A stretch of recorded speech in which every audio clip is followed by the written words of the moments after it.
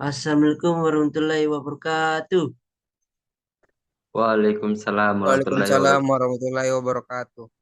Baik, pada pertemuan kali ini kita akan membahas tentang jaringan distribusi listrik tegangan rendah. Baik, untuk selanjutnya, alangkah baiknya kita berdoa dulu kepada ketua tingkat. Silakan untuk memimpin doa. Baik, sebelum kita mulai pembelajaran, alangkah baiknya kita berdoa sesuai keyakinan dan agama masing-masing. Berdoa dimulai.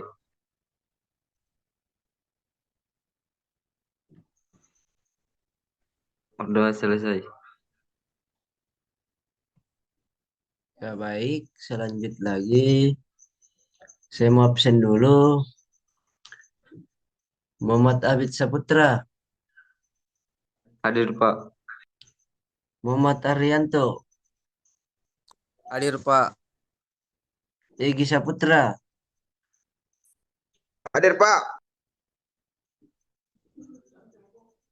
Oke, selanjut jadi cirinya itu yang pertama itu komponen utama jaringan distribusi. Itu terbagi dua. Yang pertama itu gardu induk yang berfungsi mengatur daya dan mentransformasikan daya listrik dari pusat pembangkit ke gardu distribusi. Yang kedua itu gardu distribusi. Komponen utama adalah transformator dan perangkat hubungan bagi tegangan rendah atau biasa disebut PHB-TR. Untuk gardu distribusi pelanggan khusus, komponen utamanya adalah perangkat hubungan bagi tegangan menengah atau PHB-TM atau kubikel.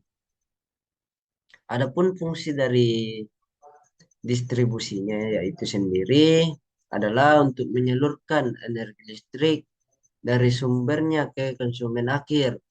Bayangkan seperti jalan raya yang membawa mobil dari satu tempat ke tempat yang lain.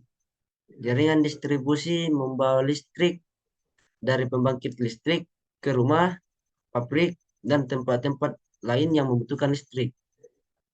Adapun jenis-jenis jaringan distribusi terbagi tiga. Yang pertama itu jaringan loop,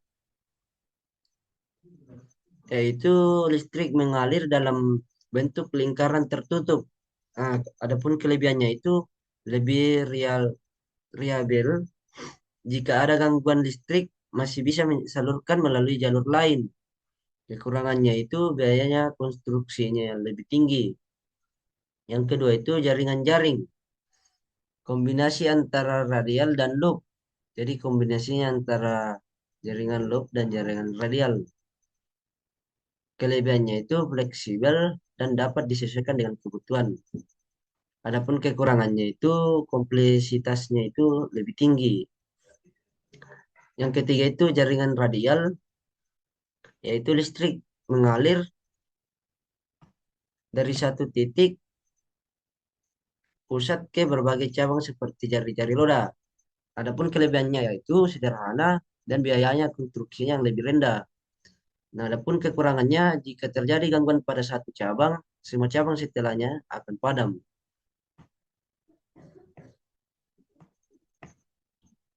Nah, adapun gangguan pada jaringan distribusi yaitu kejadian yang menyebabkan terjadinya atau terganggunya aliran listrik ke konsumen. Gangguan ini bersifat sementara dan adapun bersifat permanen dan dapat disebabkan oleh biasanya faktor alam itu terjadi karena sambaran petir, angin kencang, dan pohon tumbang. Dan adapun faktor manusia yang biasanya terjadi karena kesalahan atau pemeliharaannya, kelebihan beban, dan kerusakan peralatan. Nah, adapun pemeliharaan jaringan distribusi, jadi pemeliharaan jaringan distribusi itu adalah serangkaian tindakan yang dilakukan untuk menjaga agar sistem penyaluran listrik dari gardu induk ke konsumen tetap berfungsi dengan baik dan optimal.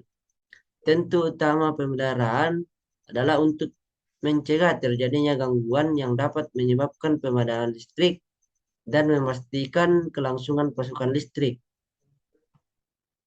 Ya mungkin sampai situ materi kita, ada yang mungkin ditanyakan, saya persilakan. Sudah jelas, Pak. Ya baik, selanjut. Jadi kalau sudah jelas, saya kasih tugas individu.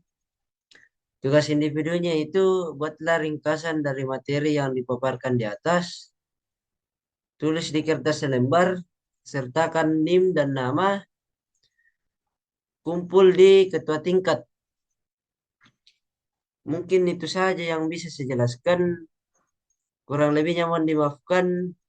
Terima kasih Dindindaku.